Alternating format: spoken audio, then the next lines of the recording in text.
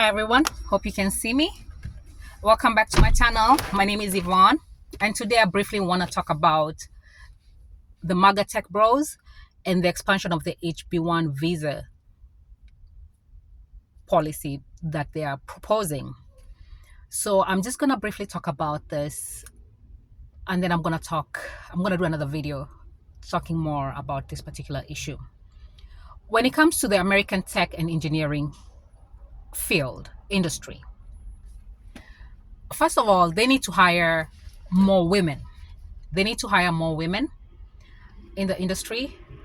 They need to make the work environment conducive for women and women who are both single and mothers, because the way they have set up the schedules, the way this industry has been set up, it needs a lot of cleaning. And part of the cleanup needs to include addressing the issue of the layoffs, the tech layoffs. So that is one issue that needs to be addressed. The other issue is women. More women need to be hired in the industry. The industry is very cold towards women. And I know there are other colder industries, like China is also very cold towards women engineers. But America, which claims to be the greatest country, needs to have a tech industry, an engineering industry that accommodates women. And part of this has to do with the schedule, the way they have set up the schedules, and the way they've set up the jobs. A lot of the jobs are contract jobs, and a contract job is basically a gig job. You get the money when you can get the money and get out, because you're not really getting out. What it is your contract ends or you get laid off. And so what this forces people to do is forces people to work 60 hours, 80 hours. That's why you normally don't see engineers just anywhere because they're working and they're exhausted and they don't have any work and life balance because they're going to get laid off. So, the best conditions is to, get another job while you're still working the contract that you're on. But the problem with that is if you're working 60 to 80 hours a week, you don't even have time to do interviews. So the way the industry is set up, it needs to be cleaned up. More women need to be hired because all the schools, all the American universities and colleges that have engineering schools have women in those classes. So these women most of them are not working in the industry. So it needs to be opened up so women can work in the industry.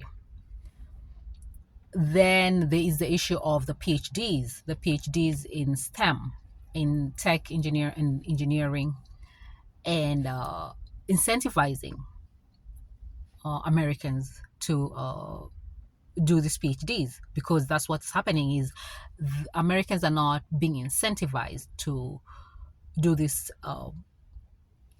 PhDs. And part of the reason is two reasons. It's hard. Engineering is hard and tech is hard, and it's part of the hardness is mundane, and also it's boring. It's so boring. And to do research in those fields, you need to be incentivized. Otherwise, when the contract comes in calling and it comes in with the right amount of money, you're gonna stop your PhD and go work. So that's what is happening. Or if you get a steady job, you'll decide, I don't want to do this PhD. So there need to be a way of incentivizing people to do these PhDs. And the way the industry is set up, the work balance aspect of it needs to be addressed, because that, for people with families, for parents, it just doesn't work. It doesn't work the way it's currently set up. The conditions are not conducive for a work-life balance. It's not, because if you have to work extra hours when the project is hot, it's not gonna work. What about your family?